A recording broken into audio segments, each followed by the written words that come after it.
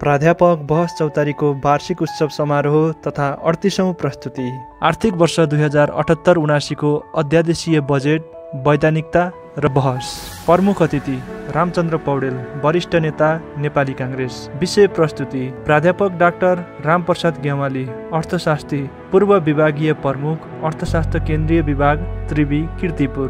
विशेष समीक्षक माननीय डाक्टर मिनेन्द्र रिजाल, अर्थशास्त्री, पूर्व मन्त्री तथा नेता नेपाली काङ्ग्रेस। प्राध्यापक डाक्टर विश्वम्भर प्याकुरेल, वरिष्ठ अर्थशास्त्री तथा अध्यक्ष नेपाल आर्थिक सङ्घ। प्राध्यापक डाक्टर कुसुम साख्य, अर्थशास्त्री एवं डिन, मानविकी तथा सामाजिक शास्त्र सङ्काय, त्रिवी, कीर्तिपुर। कार्यक्रम संयोजक केशवराज पौडेल, प्राध्यापक बहस चौतारी। भिडियो सम्पादन मौलिक नेपाल प्रणाली। तपाईँको जुम मिटिङको भिडियो र आकर्षक पावर पोइन्ट प्रेजेन्टेसन बनाउनु परेमा हामीलाई सम्पर्क गर्नुहोस्। गर्ने अवसर उपलब्ध गराउनु भयो र आज देशमा एउटा चिन्तन, जुन किसिमको आवश्यकता छ चिन्तन प्रक्रियाको, आज त्यसलाई तपाईँले परिपूर्ति गर्ने कोसिस गरिराख्नु भएको छ। यसको लागि म तपाईहरुलाई चाहिँ नि विशेष धन्यवाद दिन चाहन्छु। बजेट ओभर एस्टिमेटेड भएको छ, अर्थतन्त्रले ठेक्न सक्दैन। यसलाई पपुलर रूपमा जनता चुनाव जित्ने हिसाबमा जनतालाई प्रभाव पार्ने हिसाबमा आइएको छ। यसमा सिर्जना भएका कार्यक्रमहरू अर्थनीतिका हिसाबले साइन्टिफिक रूपमा म्यानेजमेन्ट छैन। यसले एउटा प्रभाव पार्ने र भोट कलेक्सन गर्नमै यो चाहिँ बजेट केन्द्रित भएका कारणले बजेट पार्टीको एक किसिमले घोषणा पत्र गरेको। यो सरकार बनेपछि पहिलो वर्ष अर्थमन्त्रीजीले झन्डै 1000 अर्ब राजस्व उठाउँछु भन्नु, 960 जति थियो गरे। त्यो बेलादेखि निरन्तर हरेक वर्ष 1000 अर्ब भन्दा बढी राजस्व उठाउँछु भन्नुभयो। अहिलेसम्म कहिले पनि त्यो लक्ष्य पूरा गर्न सक्नु भएन। 374 यसकारण बनाउनु भयो कि 374 मा अनि केही आयोजनाहरू ठुल्ठुला देखाउन सकिन्छ, खर्च गर्नु पर्दैन थाहा छ। तर खर्च गर्छु भनेर नारा त बेच्न पाइयो नि। अघिल्लो चुनावमा जसरी जनतालाई झुक्क्याउन पाइयो, त्यस्तै गरी यो पालि पनि खालि यो कागजमा लेखेर, बजेटको किताबमा लेखेर आम नागरिकलाई झुक्क्याउन पाइन्छ, झुक्काउन सकिन्छ भन्ने मनोकांक्षा छ। अर्को एउटा विषय फेरि के भन्दाखेरि चुनाव उहाँले भने चुनाव हुने अवस्था भयो हुँदैन मलाई थाहा छ। भयो भने आचार संहिता त लाग्छ नि। आचार संहिता लागेपछि अनि उहाँले कहाँ खर्च गर्न पाउनुहुन्न। अनि भोलि के भन्दाखेरि हाम्रो गर्ने त थियो, पैसा त छुट्याएको थियौँ, गर्थ्यौँ पनि, तर आचार संहिताले गर्न पाएनौँ भनेर अनि झुट बोलेर नारा लगाएर मत माग्ने के त, मतलब त्योभन्दा सफा नियत देखिन्न त्यसमा पनि। सान्दर्भिक बनाउने यो सबैलाई थाहा छ। यो वितरणमुखी छ, यो चुनावी बजेट हो, यो अराजकतामा आएको आदि इत्यादि भन्दै पनि हामी बाध्यता छौँ त। हामी नेपाली जनताको हैसियतले, हाम्रो फन्डामेन्टल्स राइटको हैसियतले हामीले ठाउँमा बोल्नै पर्छ, हामीले यसको विरोध गर्नै पर्छ। एउटा कुरो के गर्न चाहन्छु भने 3 वर्षको पर्सपेक्टिभमा हामीले यो बजेटलाई सानोतिनो वर्केबल गरिदिएको भएदेखि चाहिँ कमिटमेन्ट अलिक कम गरेर यो लाइफ र ह्युमन लाइफ र लिभलिहुड र अनि इकोनोमिक सस्टेनेबिलिटी, यो दुईटालाई हामीले अलिकति ब्यालेन्स गर्ने खालको बजेट ल्याउनु पर्थ्यो। त्यो पनि राष्ट्रपतिले अलिकति धर्म यिनीहरूले राख्नु पर्थ्यो। यो अहिलेको सरकारले, केयरटेकर गभर्मेन्टले, राष्ट्रपतिले अब किन हामीलाई थाहा छ संसारभरि नै यो प्रोग्राम्स र प्रायोरिटिज र पोलिसिजहरू हाउ टु डु इट भन्ने कुरा बजेटको यो जग हो, आधार हो। अब त्यो नभइकन हामी कुन डिरेक्सनमा गएको छौँ भन्दाखेरि taking a boat in favour lake without any radar. अब त्यो पतवार नलिकन यो लेट इट बी भनेर जन लेनले गएको गीत जस्तो जता जान्छ जाओस् भने जस्तो गरेर यो बजेट यसरी ल्याउनु पनि हुन्न थियो। र आजको कार्यक्रमलाई औपचारिक रूपमा अगाडि लगिदिन यो वर्तमान 2077-78 को आर्थिक वर्ष 78-79 को बजेटको वैधानिकता र बहस भन्ने शीर्षकमा आफ्नो धारणा राखिदिनु हुन म वरिष्ठ अर्थशास्त्री प्राध्यापक डाक्टर रामप्रसाद ग्यावाली सरलाई अनुरोध गर्दछु। हाम्रो समयको चापलाई ध्यानमा राखेर सरले 20 मिनटभित्र आफ्ना कुरा राखिदिनु हुनेछ भन्ने हामीले अपेक्षा गरेका छौँ। Ramprasad Gyawali sir, please. Thank you Keshav sir.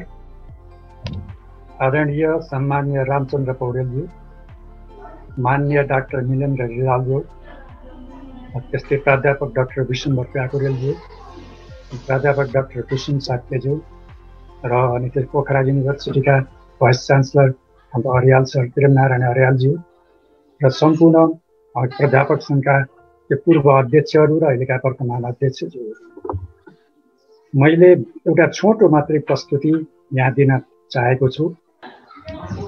अध्यादेशीय budget वैधानिकता र बहस, यस सम्बन्धमा केशव सरले मलाई एउटा छोटो प्रस्तुति गरिदिनुहोस् भन्नुभएको थियो र म त्यही विषयमा रहेर मैले यहाँ छोटो प्रस्तुति दिन्छु। यो प्रस्तुतिका दुईवटा पार्टहरू रहनेछन्।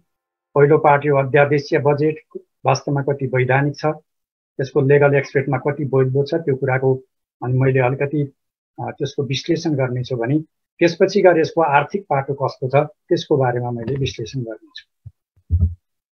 र बजेट वैधानिकता, जस्तो कि नेपालकै संविधान हेर्दाखेरि नेपालको संविधानको भाग 10 को धारा 119 मा हेर्दा राजस्व र व्ययको त्यस ठाउँमा अनुमानको व्यवस्था गरिएको छ। त्यही धारा 119 को उपधारा 1 मा नेपाल सरकारको अर्थमन्त्रीले प्रत्येक आर्थिक वर्षमा सम्बन्धित संघीय संसदका दुवै सदनको संयुक्त उसमा बैठकमा उहाँले आय व्ययको अनुमान पेश गर्ने त्यस किसिमको व्यवस्था राखिएको छ। र धारा 119 को उपधारा 3 मा नेपाल सरकारको अर्थमन्त्रीले उपधारा 1 बमोजिमको राजस्व र व्ययको अनुमान प्रत्येक आर्थिक वर्षको जेष्ठ महिनाको 15 गते संघीय संसदमा प्रस्तुत गर्नुपर्नेछ भनेर भन्ने उल्लेख छ। यो चाहिँ हाम्रो संविधानमा भएको उल्लेखको कुरा हो। भने जुन राजस्व र व्यय जसलाई हामीले बजेट भन्छौँ त्यो संयुक्त सदनमा पेश हुने 119 को उपधारा 1 ले, 119 को उपधारा 3 ले त्यो चाहिँ जेठको 15 गते चाहिँ त्यो चाहिँ सब्मिट हुनेछ भनेर लेखिएको छ, त्यसमा प्रस्तुत हुनेछ भनेर। तर त्यस्तै नेपालको संविधानको भाग 9 को धारा 110 को उपधारा 1 मा के भनिएको छ भने अर्थ विधेयक यदि कुनै छ भने त्यस्तो किसिमको अर्थ विधेयक प्रतिनिधि सभामा पेश गरिनेछ भनेर भनिएको छ। र उपधारा 3 मा चाहिँ के गरिएको छ भने भनेर भन्दा अर्थ विधेयकको बारेमा त्यो ठाउँमा परिभाषा दिएको छ र जसमा सञ्चित कोषमा व्यवहार पर्ने अनि करलाई उठाउने, करका दरहरू परिवर्तन गर्ने इत्यादि कुराहरू भएको जुन किसिमको विधेयक हुन्छ त्यसलाई आर्थिक विधेयक भनेर भनिन्छ भन्ने कुरा उल्लेख छ। र आर्थिक विधेयक हो कि होइन भन्ने कुराको अन्तिम निर्णय गर्ने चाहिँ त्यसको अधिकार चाहिँ त्यसलाई भन्दा सभामुखलाई दिएको छ। त्यस्तै नेपालको संविधानको भाग 9 को धारा 111 मा विधेयक के पारित हुने विधिलाई उल्लेख छ। त्यसमा विधेयक पारित हुँदाखेरि प्रतिनिधि सभाले पास गरेको विधेयक राष्ट्रिय सभामा पठाइनेछ र त्यसपछि विधेयक पारित हुन्छ भनेर भनिएको छ। अहिलेको परिस्थिति भनेको संसद चाहिँ विघटन भएको परिस्थिति हो र तत्सम्बन्धमा सर्वोच्च अदालतमा तत्सम्बन्धी मुद्दा विचाराधीन छ र त्यसले निर्णय गर्ने होला। त्यसकारणले त्यो निर्णय के भन्दा सर्वोच्च अदालतले आफैले दिनेछ। म खालि बजेटको बारेमा मात्रै भने अब संसदै नभएको हुँदा अब बजेट कहाँ पेश गर्ने, संयुक्त सदनमा पेश गर्ने भनेर भनिएको थियो। संयुक्तै सदन नभइसकेपछि त्यसमा के भने भन्दा एउटा अध्यादेशको व्यवस्था छ। जस्तो धारा 114 मा अध्यादेशको व्यवस्था छ। त्यो संविधानको धारामा जस्तो लेखिएको छ हुबहु मैले यहाँ सारेर यसमा प्रस्तुत गरेको छु। संघीय संसदको दुवै सदनको अधिवेशन चलेको अवस्था बाहेक भन्दा जुन समयमा संघीय संसदको दुवै अधिवेशन चलेको हुँदैन र त्यस्तो समयमा तत्कालीन रूपमा केही काम गर्न पर्यो भने मन्त्री परिषदको सिफारिसमा राष्ट्रपतिले अध्यादेश जारी गर्न सक्नेछ भनेर धारा 114 को उपधारा 1 मा उल्लेख छ भने धारा 114 को उपधारा 2 मा उपधारा 1 बमोजिम जारी भएको अध्यादेश ऐन सरह मान्नु हुनेछ। तर त्यस्तो प्रत्येक अध्यादेश जारी भएपछि जुन बसेका संघीय संसदको दुवै किसिमको सदनमा पेश गरिनेछ र दुवै सदनले स्वीकार नगरेमा स्वतः निष्क्रिय हुनेछ भनेर भनिएको छ। र त्यसकै उपधारा 2 को ख मा राष्ट्रपतिले जुनसुकै बखतमा पनि यसलाई खारिज गर्न सकिनेछ भनेर व्यवस्था गरिएको छ। र यसैको खण्ड ग मा गएर खण्ड ख वा ग बमोजिम निष्क्रिय वा खारिज नभएमा दुवै सदन बसेको 60 दिनपछि स्वतः निष्क्रिय हुनेछ भनेर यसरी गरिएको छ भने अध्यादेशको व्यवस्था छ। संसद नचलेको अवस्था छ भने मन्त्री परिषदले सिफारिस गरेर राष्ट्रपतिले अध्यादेश जारी गर्न सक्नुहुनेछ। तर त्यो अध्यादेशलाई दुवै सदनले मानेन भने स्वतः खारिज हुन्छ, राष्ट्रपति आफैले पनि खारिज गर्छ र सदन चुप रह्यो भने पनि त्यसको 60 दिनपछि स्वतः निष्क्रिय हुनेछ भनेर भनिएको छ। यस्तो किसिमको संवैधानिक व्यवस्था भएकोमा नेपालको बजेट प्रस्तुत हुँदाखेरि अहिले जुन हिसाबले प्रस्तुत गरियो त्यो अर्थ विधेयकको रूपमा चाहिँ प्रस्तुत हुन पर्थ्यो। त्यो प्रस्तुत हुँदा उहाँले कार्तिक मङ्सिरमा चुनाव हुने भन्नुभएको छ। अनि कार्तिक मङ्सिरसम्मको अथवा माघसम्मको, किनभने 2 महिना 60 दिनपछि स्वत निष्क्रिय हुनेछ भनेर भनेपछि अहिलेको काम चलाउलाई कन्ट्रीलाई रन गर्नका लागि अर्को लगभग माघसम्म उहाँहरूले चाहिँ एउटा त्यतिखेरको सम्बन्धलाई आर्थिक विधेयक चाहिँ के भन्दा पारित गर्ने व्यवस्था भएकोमा उहाँले अहिले के भएको छ भन्दाखेरि टोटल रूपमै बजेट आएको छ र जुन चाहिँ बजेट चाहिँ नियम सम्मत देखिन्न। म चाहिँ वास्तवमा राजनीतिक शास्त्रको ज्ञाता पनि होइन, मलाई त्यति संविधानको बारेमा पनि थाहा छैन। यसको विशेष विश्लेषण चाहिँ हाम्रो के भनेर भन्दा माननीय डाक्टर मिलेन्द्र रिजालजीले गर्नुहुनेछ। मेरो आफ्नो जिन्दगी नै सबै अर्थशास्त्रमा बितेका कारणले मैलेको अहिलेको आर्थिक जुन हाम्रो बजेट छ त्यसको बारेमा छोटो प्रस्तुति यसपछि दिनेछु। र नेपालको बजेट अब वैधानिक थियो थिएन अथवा अवैधानिक रूप भए पनि जे भए पनि बजेट आयो, बजेट प्रस्तुत भयो, राष्ट्र यही रूपमा चलेको छ।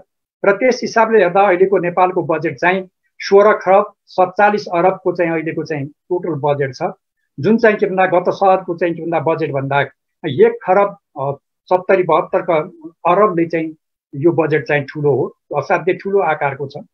र विगत सालको बजेट हेऱ्यो भनेदेखि नेपालको जिडिपी बेसिक प्राइस भन्छ कि आधारभूत मूल्यमा जिडीपीको मूल्यको हेर्दाखेरि त्यतिखेरको बजेट चाहिँ कति भन्दा 42% को साइजको 42 थियो भनेदेखि यो सालको बजेट हाम्रो चाहिँ त्यो नभएर लगभग 45% को छ भने यसले गर्दा के देखिन्छ भने नेपालको बजेटको आकार चाहिँ ठुलो देखिन्छ। यसमा कुल खर्च 16 खरब 47 अरब, जसमा रेगुलर हाम्रो एक्सपेन्डिचर के भन्दा 6 खरब 78 अरब र क्यापिटल एक्सपेन्डिचर 3 खरब 74 अरब र फाइनेन्सियल म्यानेजमेन्टलाई चाहिँ 2 खरब 7 अरब भनेर यसरी यो छुट्याइएको छ। र यो छुट्टिएको चाहिँ यो आकार चाहिँ अत्यन्त ठुलो आकार हो, किनभने यो ऐतिहासिक हो। यतिसम्म ठुलो आकारको बजेट अहिलेसम्म आएको थिएन, जुन बजेट चाहिँ अहिले चाहिँ लिएर आइएको छ। र यो गत सालको बजेट र अहिलेको बजेटमा कति फरक थियो भनेर हेर्दाखेरि यसको टोटल एक्सपेन्डिचर अथवा कुल बजेटको साइज हेर्दाखेरि 1 खरब 72 अरबले यो चाहिँ बजेट गत सालको भन्दा ठुलो छ, किनभने अहिले पनि कोरोनाको प्रब्लमले कन्ट्री बाहिर आएको छैन। गत साल चाहिँ नेपालको अर्थतन्त्रले नेगेटिभ ग्रोथ ल्याएको थियो, जस्तो 2% को नेगेटिभ ग्रोथ थियो, र यो साल चाहिँ 4% को ग्रोथ चाहिँ एक्सपेक्टेसन गरेको छ। त्यो पनि हुँदैन, किनभने अहिले लकडाउन भयो, त्योभन्दा तल्लो स्थितिमा जान्छ भने अर्थशास्त्र यस्तो सुस्ताएको स्थितिमा पनि 1 खरब 72 अरबले लास्ट इयरको बजेट भन्दा यो बजेट ठुलो छ। फेरि हेऱ्यो भने गत सालको बजेट भन्दा पहिला आएको बजेट हेऱ्यो भने त्योभन्दा गत सालको बजेट सानो थियो, किनभने कोरोना भाइरस छ, रेभिन्यू कम छ भन्ने हिसाबले ल्याइएको थियो भने यो अनएक्सपेक्टेडली आयो। र त्यही अनुसारको यो रेगुलर एक्सपेन्डिचर, क्यापिटल एक्सपेन्डिचर र फाइनेन्सियल म्यानेजमेन्ट हरेक आइटमहरू चाहिँ बढी छन् गत सालको भन्दा। रेगुलर एक्सपेन्डिचर 5 खरब 54 अरबले बढी छ भने क्यापिटल एक्सपेन्डिचर 8 खरब 23 अरबले बढी छ। त्यस्तै फाइनेन्सियल म्यानेजमेन्ट 3 खरब 51 अरबले बढी छ भने हरेक एक्सपेक्टमा यो बजेटको साइज ठुलो छ, जुन चाहिँ अर्थशास्त्रले ठेक्न सक्दैन।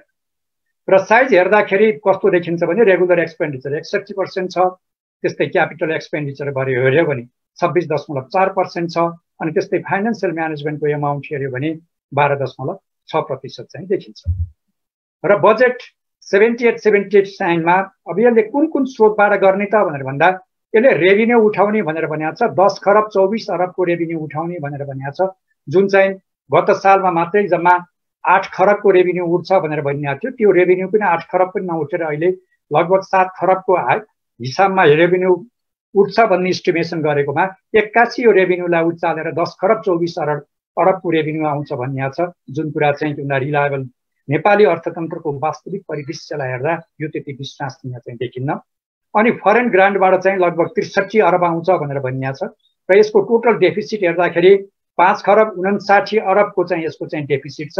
त्यो 5 खरब 59 अरबको डेफिसिट मध्ये बाहिरी ऋणबाट 3 खरब र अनि आन्तरिक ऋणबाट 2 खरब र 50 अरबबाट यो चाहिँ उठाइन्छ भनेपछि लगभग 6 खरबको चाहिँ यो चाहिँ डेफिसिटमा यो बजेट छ भनेपछि यो डेफिसिटको आकारले पनि यो बजेट चाहिँ को साइज ठुलो थियो भनेर देखिन्छ। यो बजेटको साइज ठुलो छ भनेर मैले किन भन्न खोजेको भनेर भनेदेखि नेपालको अहिलेसम्मको इतिहासलाई हेर्ने हो भनेदेखि कुल बजेटको 36% भन्दा चाहिँ कुल जिडिपीको 36% भन्दा खर्चै हुन सकेको छैन। त्यो म्याक्सिमम एमाउन्ट हो अहिलेको। भने त्यो जिडिपी एज बेसिक प्राइसमा हेर्दाखेरि यसले 45%को जुन चाहिँ बजेट आएको छ 36 र 45 भन्दा लगभग 10%ले जिडिपीको आकारमा 10%ले आकारको ठुलो हो। यो अर्थतन्त्रले यसलाई ठेक्न सक्ने स्थितिमा चाहिँ देखिँदैन। र यसमा जस्तो रेभिन्यू कति भनेर भन्दाखेरि 62% रेभिन्यू उठ्नेछ, त्यसमध्ये 32% हाम्रो चाहिँ घाटा हुनेछ। घाटा मध्ये चाहिँ 32% को 17% चाहिँ वैदेशिक लोनबाट र अनि 14% चाहिँ आन्तरिक ऋणबाट उठाइन्छ भनेर यो बजेटमा इस्टिमेसन गरिएको छ। र गत सालको बजेट र अहिलेको बजेट हेर्दाखेरि गएको सालको बजेट भन्दा पनि यो सालमा रेभिन्यू धेरै उठ्छ भनेर भनेको छ, जसमा कोरोना भाइरसको प्रब्लम छँदैछ, अर्थतन्त्र sluggish छ, अनि अहिले पनि लकडाउनको स्थिति यस्तै छ भने अब यो स्थितिमा अब कसरी त्यो 62% चाहिँ रेभिन्यू उठाउने हो त्यसको कुनै पनि आधारशिला चाहिँ यसमा चाहिँ देखिँदैन। यो हाम्रो बजेटको आकारको कुरा भयो। र अरू कुराहरू जस्तो डेफिसिट हेर्दाखेरि पनि के छ भनेर भन्दाखेरि अहिलेको डेफिसिट कम गराइएको छ। टेक्निकली डेफिसिट कम गराएको, किनभने यत्रो आम्दानी बढ्छ भनेर आम्दानी बढेको कारणले पहिला 35% को डेफिसिट थियो भने अहिले 32% बनिएको छ। यो आम्दानीलाई जबरजस्ती माथि राखेका कारणले यसको चाहिँ डेफिसिट घटेको यो एउटा परिदृश्य छ। र बजेटले आकलन गरेको छ नेपालको आर्थिक वृद्धि दर 6.5% ले हुन्छ भन्ने कुरा चाहिँ बजेटले आकलन गरेको छ। मुद्रास्फीति दर 6.5% बनेको छ। नेपालको आर्थिक वृद्धि दर 6.5% ले हुने चाहिँ देखिँदैन। किन देखिँदैन भन्दाखेरि अहिले पनि के भने फागुन मसान्तसम्मको आँकडा हेर्दाखेरि लगभग 4% को नेपालको जिडिपीको ग्रोथ रेट हुन्छ भन्ने प्रेडिक्ट गरिएको छ। र फागुनमा यो लकडाउन थिएन र यो हाम्रो कोरोना भाइरसको यस्तो दोस्रो लहर आइपुगेको थिएन। अहिलेको यो चाहिँ दोस्रो लहरले डेथ रेट पनि सबै एकदम एक्सिडिङली हाई भएको र यसको संक्रमण दर पनि ज्यादा भएका कारणले यसको अर्थतन्त्रमा नकारात्मक प्रभाव हुँदाखेरि यो ओभर एक्सपेक्टेसन अथवा अथवा पोलिटिकल पपुलारिटीका लागि आर्थिक वृद्धिलाई 6.5% मा ल्याउने भनेर भनिएको छ। अर्को मुद्रास्फीति दर 6.5% मा गर्ने भनेर अर्को स्थिति चाहिँ तोकिएको छ। अब यसमा विभिन्न सेक्टरहरूका काम छन्। अब जे भए पनि बजेट आयो, अब बजेट अवैधानिकै भए पनि बजेट आयो, सर्वोच्चले निर्णय कहिले गर्ने हो त्योसम्म त बजेट यसैले काम गर्ने हुन्छ। त्यसकारण बजेटको बारेमा मैले छोटो मात्रै समीक्षा गर्न चाहे। जस्तो स्वास्थ्य क्षेत्रमा अहिलेको बजेट हेर्यो भने एउटा आशातीतै छ, किनभने जस्तो अक्सिजन उद्योग स्थापना गर्नलाई 25% सम्म पुँजीगत अनुदान दिने भनेर भनिएको छ। अनि अक्सिजन संयन्त्रहरूको आयात गर्यो भने भ्याट र भन्सार महसुलहरू छुट दिने भनिएको छ। र सबैलाई निःशुल्क खोपको व्यवस्था गर्ने भनेर 26 अरब 75 करोडको व्यवस्था गरेको छ। भने 7 प्रदेशमा सरुवा रोगको अस्पतालहरू खोलिने छ भनिएको छ, जसमा 1 अरब 3 करोड रुपियाँ छुट्याइएको छ। स्थानीय तहको 50% परिवारलाई स्वास्थ्य बिमाको दायरामा ल्याउने भनेर भनिएको छ। यो बडो एम्बिसियस हो। यो समाजवादी चिन्तनसँग यो पोइन्ट चाहिँ के भनेर भन्दा अलि एट्याचमेन्ट हुन्छ। त्यसका लागि 7 अरब 50 करोड यसमा चाहिँ यसलाई छुट्याइएको छ। भने टोटल स्वास्थ्य क्षेत्रको बजेट हेर्यो भने 1 खरब 41 अरब छ, जुन कुल बजेटको 8.5% हुन्छ। र कोरोना भाइरसभन्दा अगाडिको कुल बजेटमा स्वास्थ्य क्षेत्रको आँकडा हेर्यो भने 5% थियो भने 8.5% बजेट छुट्याएको छ। यसमा यो बजेट छुट्याउनु राम्रो पक्ष हो र यसलाई मैले राम्रो र सकारात्मक रूपमा लिएको छु। तर कुरा के भने यत्रो बजेट छुट्याइसकेपछि जनताहरूले भेन्टिलेटरको सुविधा कति पाउँछ, हस्पिटलको सुविधा कति पाउँछ, अक्सिजनको सुविधा कति पाउँछ, कतिले खोप पाउने हुन्, अहिले खोप नपाएको स्थिति के छ, र त्यो कुरा चाहिँ हामीले यसलाई चाहिँ भविष्यमा हेर्नुपर्ने देखिन्छ। तर यो बजेट चाहिँ हेल्थ सेक्टरमा भएको एक्सपेन्डिचरको हिसाबमा यो एकदमै ऐतिहासिक बजेटका रूपमा चाहिँ आउँछ। र त्यो राहत कार्यक्रममा बडो पपुलर कार्यक्रमहरू ल्याइएको छ। ल्यापटप खरिद गर्न रु 80 लाख भनेर भनिएको छ। तर बजेटको पानाभित्र त्यसलाई चाहिँ नियालेर हेर्ने हो भने त्यसका लागि कति रकम छुट्याएको छ भनेर भन्ने कुरो रकमै छुट्याइएको छैन। त्यसमा 80 लाख भनिएको छ होला। भोलि बिहान सायद राष्ट्र ब्याङ्कबाट पुनर्कर्जा दिने वाणिज्य ब्याङ्कहरूलाई, वाणिज्य ब्याङ्कलाई पुनर्कर्जा दिइसकेपछि वाणिज्य ब्याङ्कले आफ्नो पोर्टफोलियो अनुसार भाइबल हुने र नहुने भनेर छानेर त्यसमा दिने होला। यो 1% ब्याज रेटमा ब्याज दरमा चाहिँ 2 वर्षका लागि ल्यापटप खरिद गर्न 80 लाखसम्म दिने भनिएको छ। यो पपुलर गेमलाई बडो चिटिङ हिसाबले बडो के भने एउटा पपुलारिटी लिनलाई यस्तो किसिमबाट राखिएको। त्यस्तै उद्योगहरूलाई 5% ब्याज अनुदान दिने भनेर भनिएको छ। त्यसका लागि 13 अरब के भन्दा विनियोजन भएको छ। र नेपाल राष्ट्र ब्याङ्कले गरेको पुनर्कर्जाको सुविधा गत वर्ष जे थियो त्यसलाई त्यही हिसाबमा गरिएको छ। अहिले बिजुलीका महसुलहरू थुप्रै छुटहरू भएका छन् भन्ने राहतका कार्यक्रमहरू यसरी देखिन्छ। तर केही यसका विवादास्पद कार्यक्रम छन्। जस्तो प्रधानमन्त्री रोजगार कार्यक्रमलाई गत साल लगभग 10 अरब थियो होला, यो वर्ष चाहिँ के भने 12 अरब भएको छ। यो सबै कार्यक्रमले यसले चाहिँ दीर्घकालीन रूपमा यसले चाहिँ इम्प्लोइमेन्ट जेनेरेट गर्न सकेको छैन। त्यही ठाउँमा झार उखाल्ने फाल्ने अनि फेरि लिएर आउने भनेपछि यो इम्प्लोइमेन्ट जेनेरेसन गर्नेको निकै विवादास्पद कार्यक्रम हो र आफ्ना कार्यकर्ता पाल्ने कार्यक्रमका रूपमा आएको थियो र यो कार्यक्रमलाई पनि अहिले पनि यथावत रूपमा राखिएको छ। अनि त्यस्तै किसिमबाट प्रधानमन्त्री कृषि के भनेर आधुनिकीकरण कार्यक्रमका लागि 7 अरब 98 करोडको कुरा गरिएको थियो। त्यो 7 अरब 98 करोडको 7 अरब 80,000 हो है ल्यापटप खरिदको।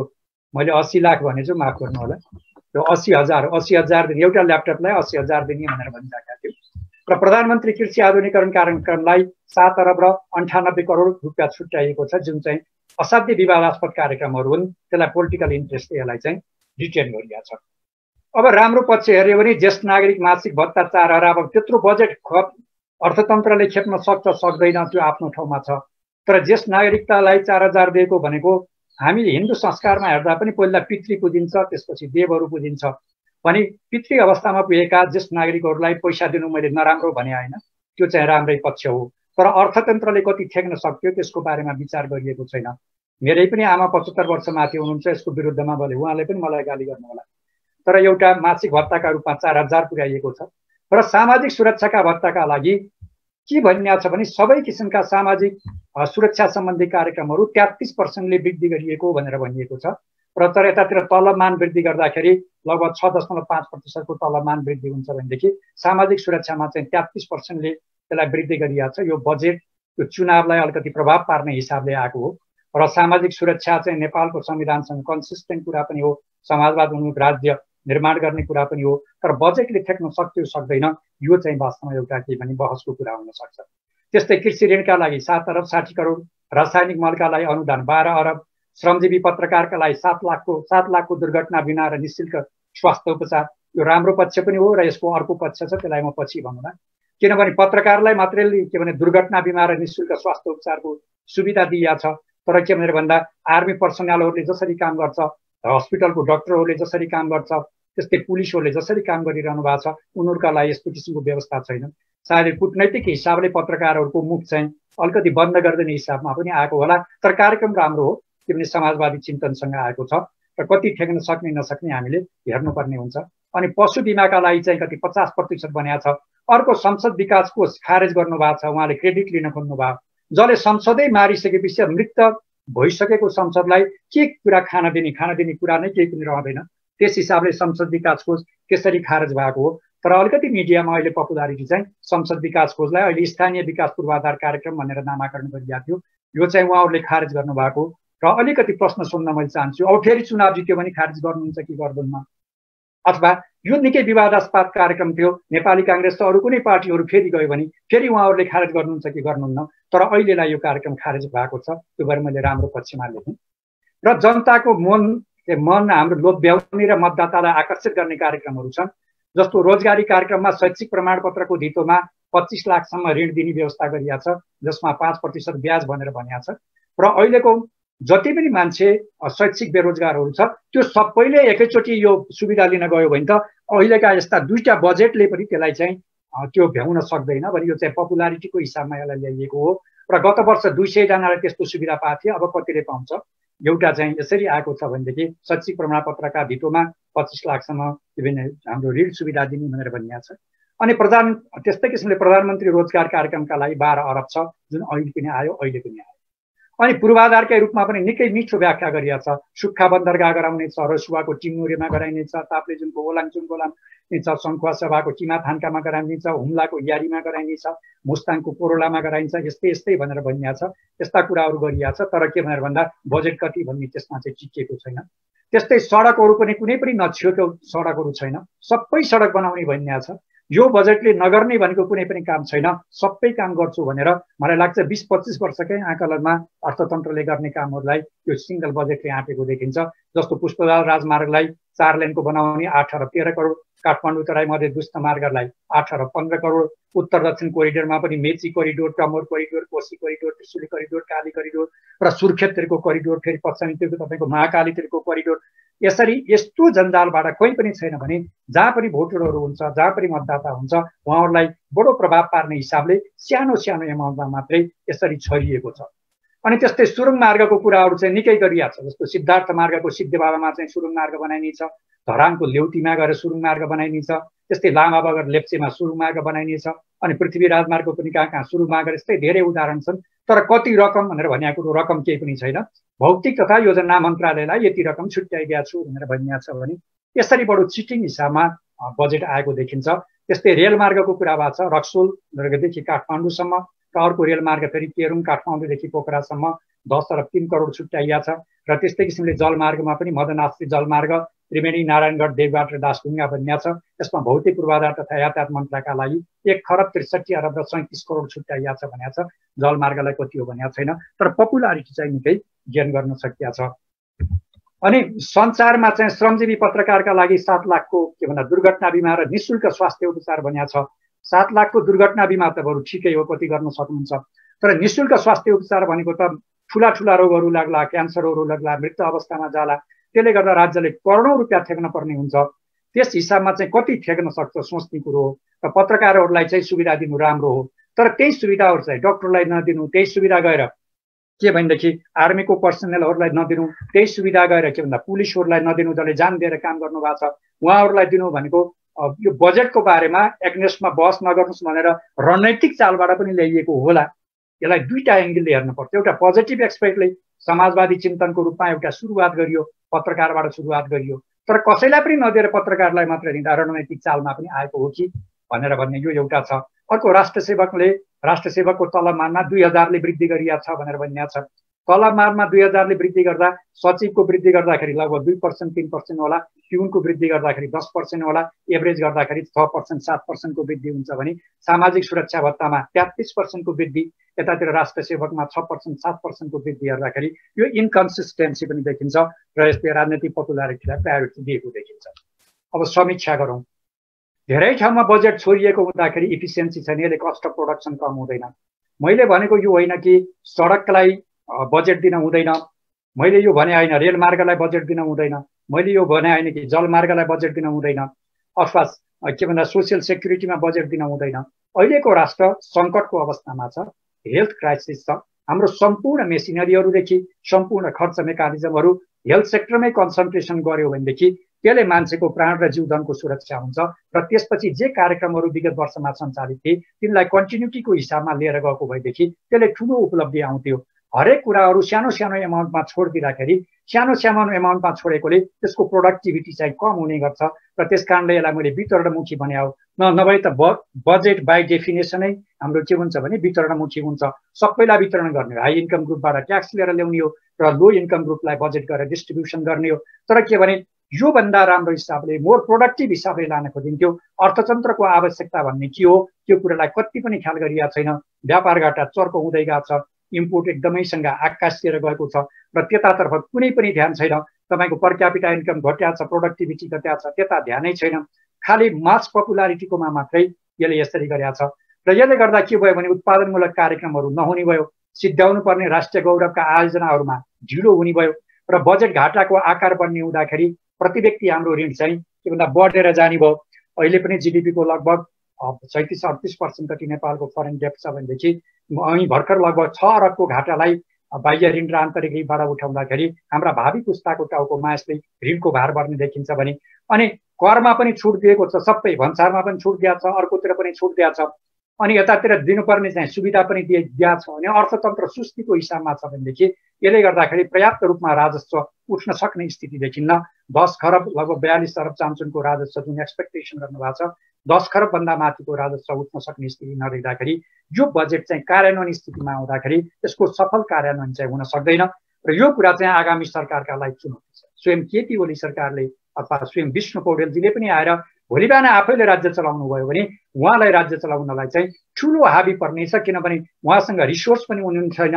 यति धेरै सपना बाँड्नु भएको छ, त्यो सपना बाँडेको कुराहरूले गर्दा उहाँहरूलाई नै टाउको खुनेछ भने अर्को कुरा आगामी सरकार जुन आउँछ त्यो चाहिँ सामाजिक सुरक्षाका लागि बाध्यकारी हुनेछ, किनभने नेपालकै संविधानमा समाजवाद उन्मुख राष्ट्र निर्माण गर्ने भनेर भनिएको छ र नेपालकै संविधानमा हेल्थलाई चाहिँ मौलिक हकका रूपमा लिएको छ। यो मौलिक हकका रूपमा चाहिँ हेल्थ सेक्टरलाई लिएका हुँदाखेरि तपाईँ सामाजिक सुरक्षा अहिलेको सरकारले दिने अर्को सरकारले दिएन भने फेरि चुनावमा हार्न पर्ने स्थिति आउन सक्ने हुँदाखेरि सामाजिक सुरक्षा चाहिँ यसको इम्प्लिकेसन यो बजेट फेलर होला 5-6 महिनापछि अथवा आउने चाहिँ चुनावपछि अर्को सरकार आउला यो बजेट फेलर होला तर सामाजिक सुरक्षाको एउटा ह्याङओभर चाहिँ हाम्रो भोलि आउने जुन सरकार हुन्छ त्यसलाई यसले ट्रान्सफर गरेको छ अनि पत्रकारको मुखमा बुझो लाउन खोलिएको छ पत्रकारलाई दिएको छ राम्रो हो तर अरूलाई नदिएर उसलाई मात्रै दिँदाखेरि उहाँहरूको अलिक कूटनैतिक चाल हो कि अथवा दृष्टिमा अलिकति के छेद रहेको कि भन्ने कुरा देखिन्छ सामाजिक सुरक्षा ठेक्न गाह्रो छ तर यसलाई फाल्न सकिन्न किनभने हाम्रो नेसनल मेनस्ट्रिम पोलिसी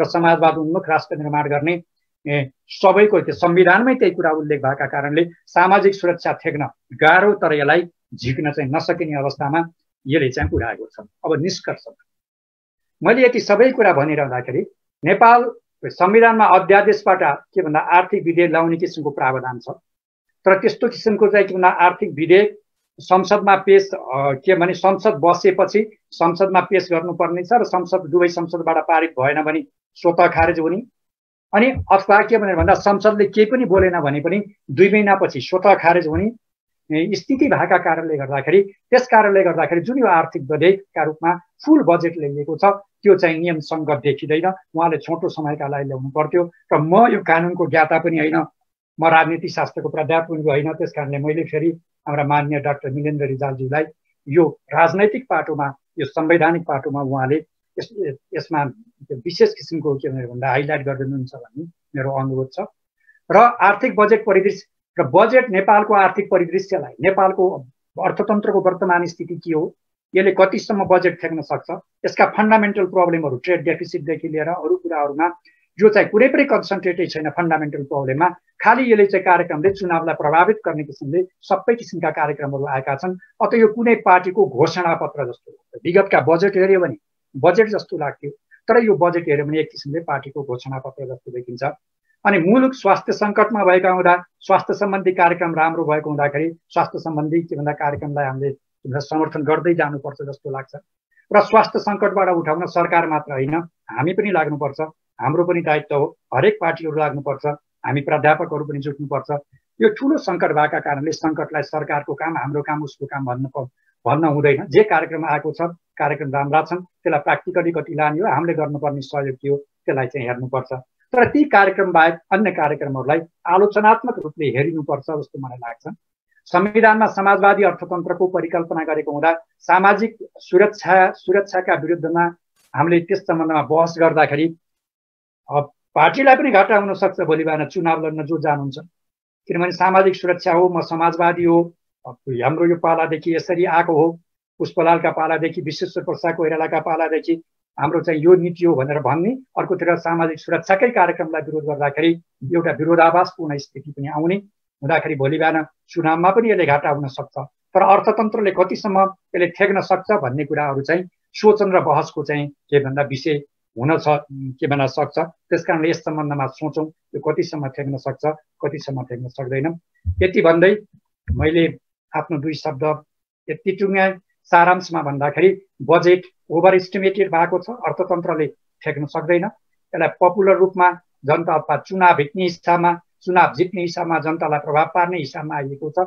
यसमा सिर्जना भएका कार्यक्रमहरू अर्थनीतिका हिसाबले साइन्टिफिक रूपमा म्यानेजमेन्ट छैन यसले एउटा प्रभाव पार्ने र भोट कलेक्सन गर्नमै यो चाहिँ बजेट केन्द्रित भएका कारणले बजेट पार्टीको एक किसिमले घोषणा पत्र जस्तो देखिन्छ हस् ल थ्याङ्क यू धन्यवाद जय नेपाल